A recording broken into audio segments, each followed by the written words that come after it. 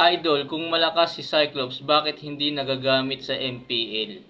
Si Cyclops pwede naman talagang gamitin sa tournament nyo kasi kompleto naman siya eh. Meron naman siyang damage, malakas yung damage niya, tsaka AOE pa, yung first skill niya, tsaka yung second skill.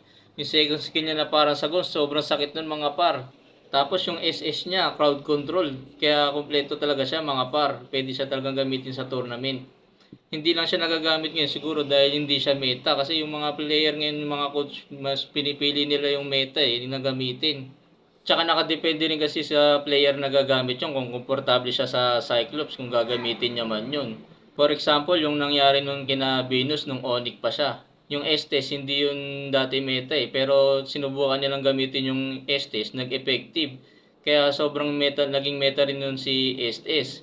Pinag-aagawan, kung di makuha, mababan naman.